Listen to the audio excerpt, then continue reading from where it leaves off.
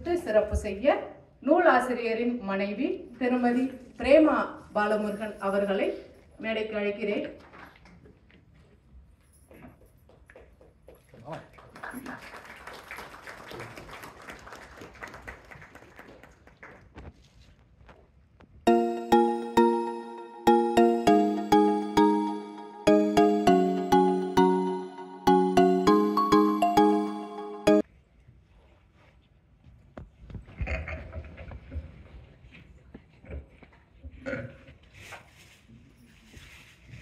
உலக வரைபடத்தில் ஒரு சிறு சிவப்பு புள்ளிதான் நாம் வாழும் இந்த சிங்கை நாடு.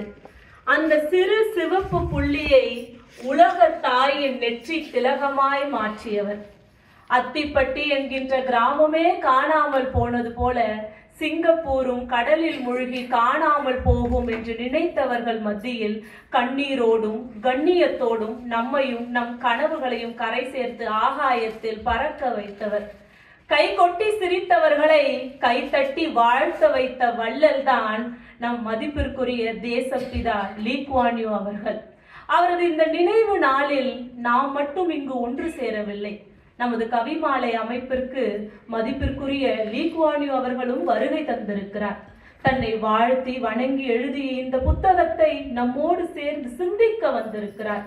கண்ணுக்கு தெரியவில்லை என்றாலும் இந்த கவிதைகளின் மூலம் நிச்சயம் காட்சியளிப்பார். கடல் கடந்து வந்த நமக்கெல்லாம் கலங்கரை விளக்கமாய் இருந்து இன்று நம்மோடு இணைந்திருக்கும் மதிப்பிற்குரிய லீ குவான் யூ அவர்களுக்கும், கவிதை வழி காலத்தை அளந்து கொண்டிருக்கும் கவிஞர்களுக்கும், அறிஞர் பெருமக்களுக்கும், அன்னை தமிழுக்கும் என் அன்பான வணக்கங்கள். நான் பார்த்தவரை பெரும்பாலும் கவிஞர்களின் முதல் கவிதை நட்பை சார்ந்தோ, காதலை சார்ந்தோ, இயற்கையை சார்ந்தோ தான் இருந்திருக்கிறது.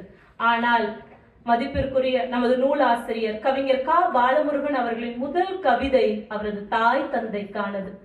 தம் முதுகினை வெயிலுக்கு காட்டி என்னை நிழலுக்கு தாரை வார்த்த வள்ளல்கள் பெற்றோர். தம் முதுகினை வெயிலுக்கு காட்டி என்னை நிழலுக்கு தாரை வார்த்த வள்ளல்கள் பெற்றோர். தாய் தந்தையை வள்ளலாய் வடித்த இந்த வரிகளின் ஆசீர்வாதம் தான் இவரை சிங்கப்பூருக்கு தாயும் தந்தையுமாயிருக்கும் லீ குவான் யூ அவர்களை பற்றி எழுத வைத்தது என்று நான் நம்புகிறேன். விழி இருந்தும் வெளிச்சமில்லாத இவருடைய ஆசிரியர் திரு அர்த்தநாரி அவர்கள் இவரை கவிதை எழுத ஊக்குவித்தது மட்டுமல்லாமல் தான் காண நினைத்த அனைத்து வெளிச்சத்தையும் இவருக்கு கொடுத்து இவரின் கவி வானத்தை ஒளிமயமாக்கினார். சிங்கப்பூர் கவிமாலை அமைப்பு இவருக்கு சிறகடித்தது. இப்படி அனைவரின் அன்போடு தமிழ் வானத்தில் சுதந்திரமாய் பறந்து கொண்டிருக்கும் மதிப்பிற்குரிய நூலாசிரியர் கவிஞர் கா பாலமுருகன் அவர்களுக்கு என் சிறப்பு வணக்கம். கவிதை என்றால் எனக்கு மிகுந்த பிரியம். கவிதைகளை படைக்க போதுமான ஞானம் என்னிடம் இல்லை என்றாலும் கவிதைகளை படிக்க அளவற்ற ஆர்வம் என்னுள் உள்ளது. அந்த ஆர்வத்தின் அடிப்படையில் ஒரு சாதாரண ரசிகையாய் என் சிற்றறிவுக்கு எட்டிய சிலவற்றை இந்த நூலை பற்றிய என் பார்வையை உங்களிடம் பகிர்ந்து கொள்கிறேன். குற்றம் குறை இருப்பின் திருத்தி பொருள் தருக. நமது நூலின் பெயர் சிங்கப்பூரத்து சிற்பி லீ குவான் யூ. பேரை கேட்டாலே சும்மா அதிர்துல. உண்மையிலேயே பேரை கேட்டவுடன் சற்று அதிர்ந்துதான் போனேன். சிங்கப்பூரின் தந்தை, சிங்கப்பூரின் தேசப்பிதா, சிங்கப்பூரின் சிற்பி என்றெல்லாம் படித்திருக்கிறேன். ஆனால் சிங்கப்பூரத்து சிற்பி லீ குவான் யூ என்ற பெயர் எனக்கு சற்று புதிதாக தோன்றியது. அதிலும் குறிப்பாக சிங்கப்பூரத்து என்னும் சொல் என்னை சற்று ஆழமாக சிந்திக்க வைத்தது. பிறகுதான் அறிந்து கொண்டேன் சிங்கப்பூரை தமிழில் சிங்கப்புரம் என்று அழைப்பர். அதனால் தன் நூலுக்கு சிங்கப்பூரத்தை செதுக்கியவரை பற்றி பேசுவதால் சிங்கப்பூரத்து சிற்பி லீ குவான் யூ என்று பெயர் சூட்டியிருக்கிறார். தலைப்பிலேயே தமிழ் அறிவையும் சிங்கப்பூர் வரலாற்று ஆழத்தையும் நமக்கு சுட்டி காட்டியிருக்கிறார். அரிசீர் விருத்தத்தில் அழகிய நடையில் அனைவருக்கும் புரியும்படி லீ அவர்களின் நினைவலைகளை 100 கவிதைகளின் மூலம் நம் கரங்களில் சேர்த்திருக்கிறார் ஆசிரியர். சிங்கப்பூரை உருவாக்கிய லீ குவான் யூ அவர்களை பற்றி எனக்கு ஏற்கனவே நன்றாக தெரியுமே. நான் ஏன் இந்த 100 கவிதைகளின் மூலம் படித்து தெரிந்து கொள்ள வேண்டும் என்ற கேள்வி பலர் மனங்களில் எழலாம். அவர்களுக்கு நான் சொல்ல விரும்புவது ஒன்றுதான். சிங்கப்பூரை உருவாக்கிய லீ குவான் யூ அவர்களை பற்றி தெரிந்து கொள்வதற்கான புத்தகம் அல்ல இந்த புத்தகம். சிங்கப்பூரை மட்டுமல்லாமல் சிங்கப்பூரில் வாழ்ந்தவர்களின், வாழ வந்தவர்களின் வாழ்க்கையை லீ அவர்கள் எப்படி மாற்றினார் என்பதை புரிந்து கொள்வதற்கான புத்தகம்தான் இந்த புத்தகம். நல்ல உடல் நலம், மனநலம், ஆரோக்கியம், குடும்பம், சுற்றம், நட்பு என அனைத்தும் சிறப்பாக அமைந்த ஒருவர் எப்படி கடவுளுக்கு ஆத்மார்த்தமாக நன்றி சொல்வாரோ அதே போல ஒரு பக்தனாய் இருந்து தன் வாழ்க்கையை மாற்றிய லீ அவர்களுக்கு நன்றி சொல்லும் விதத்தில் அவரை வாழ்த்தி வணங்கி கவி படைத்திருக்கிறார். இவற்றை படிக்க நாமும் கடமைப்பட்டிருக்கிறோம். சிங்கப்பூர் என்ற இந்த நாடு மட்டும் இல்லை என்றால் நம் வாழ்க்கை எப்படி இருந்திருக்கும் என்று சிந்தித்து பாருங்கள். கலர் நிலம் விளையாதென்னும் கரைதனை கலைந்து வென்றார் என்று சிங்கப்பூரை குறிப்பிட்டு எழுதியிருப்பார். இது சிங்கப்பூருக்கானது மட்டுமல்ல, நம் வாழ்க்கைக்கானதும் கூட. லீ அவர்கள் மட்டும் இல்லை என்றால் நம் வாழ்க்கையை கலர் நிலமாக்க 1000 காரணங்கள் வந்திருக்கும். அவற்றையெல்லாம் கலைந்து நம் கனவுகளை மெய்ப்பட வைத்தவர் தான் லீ குவான் யூ. கலர் நிலம் விளையாதென்னும் கரைதனை கலைந்து வென்றார் என்ற கவிஞரின் இந்த வரிகள் சிங்கப்பூருக்கானது, நம் வாழ்க்கைக்கானதும் கூட. கலர் நிலமாக இருந்த வாழ்க்கையை விளை நிலமாக மாற்றியவர் லீ. அந்த மாற்றத்தையும் தம் கவிதையில் குறிப்பிட்டிருக்கிறார். சுழியனாய் இருந்த என்னை சுடர்மிகு அறிவனாக்கி, சுழியனாய் இருந்த என்னை சுடர்மிகு அறிவனாக்கி, கழிநெடில் அடிபோல் குன்றா களிப்பொறும் செல்வம் தந்தே, பழியிலா வாழ்க்கை வாழ பாதையை அமைத்து தந்த அழிவிலா ஆன்மா லீயார் அடித்தொழு தேத்துகின்றேன். பழியிலா வாழ்க்கை வாழ பாதையை அமைத்து தந்த அழிவிலா ஆன்மா லீயார் அடித்தொழு தேத்துகின்றேன். அவரது நினைவு நாளில் இதை விட வேறு எப்படி அவரை வணங்கிட முடியும் என்று சொல்லுங்கள். தமிழ் கொண்டு அவரை வாழ்த்தி வணங்கத்தான் இங்கு நாம் அனைவரும் ஒன்று சேர்ந்திருக்கிறோம்.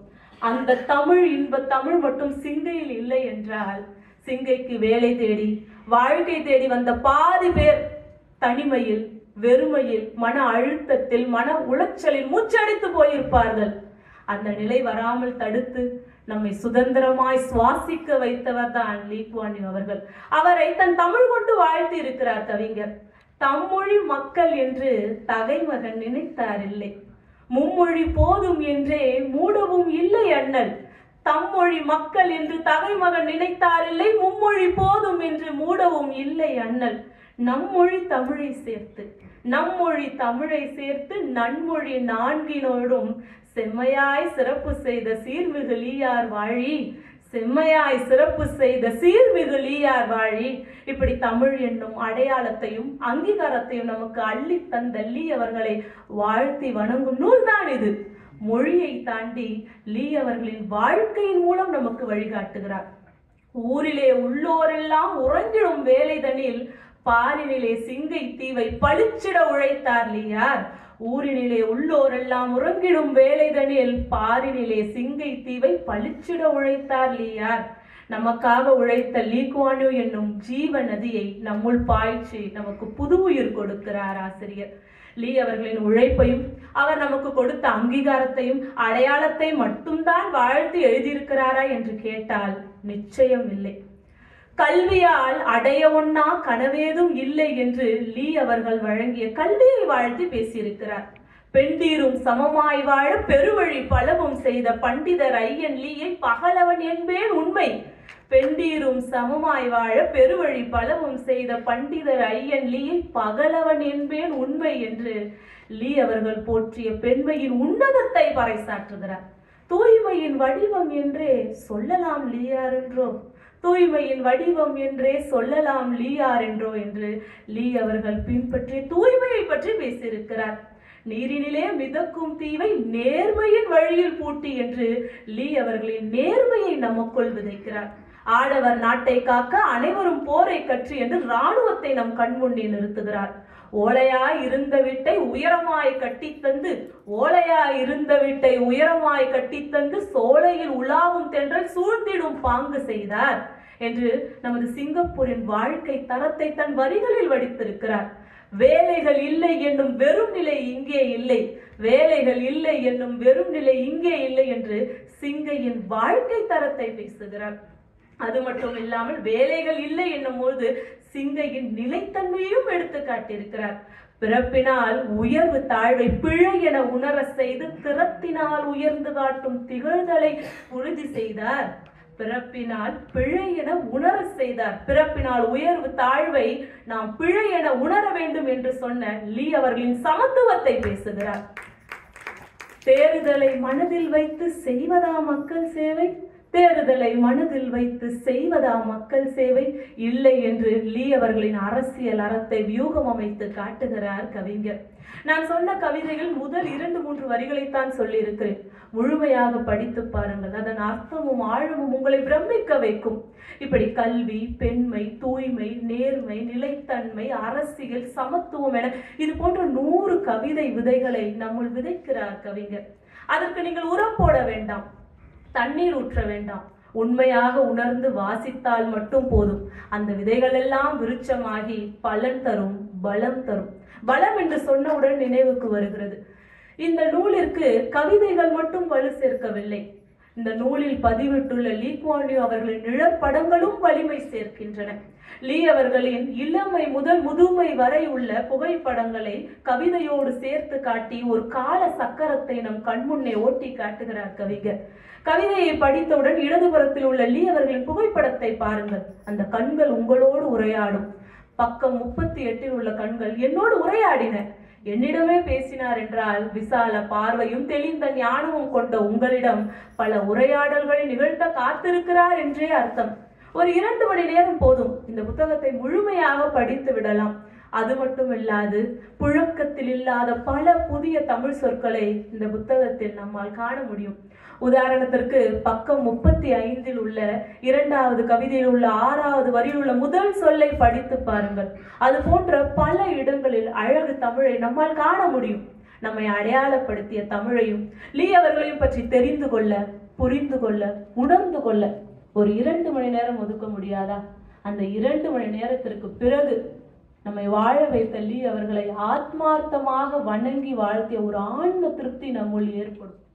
மார்ச் 23, 2015ஆம் ஆண்டு இதே நாள்தான்.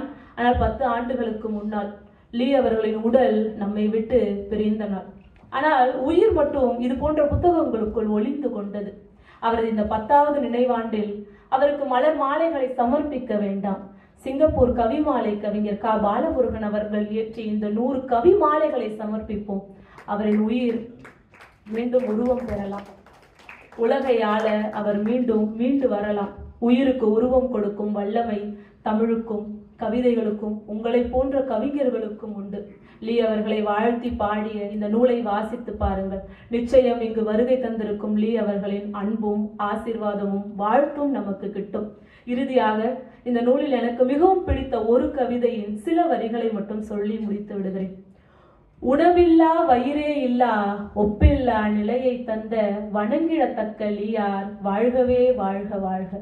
உணவில்லா வயிறே இல்லா ஒப்பில்லா நிலையை தந்த வணங்கிடத்தக்க லீயார் வாழ்கவே வாழ்க வாழ்க. வணங்கிடத்தக்க லீயார் வாழ்கவே வாழ்க வாழ்க. அனைவருக்கும் நன்றி.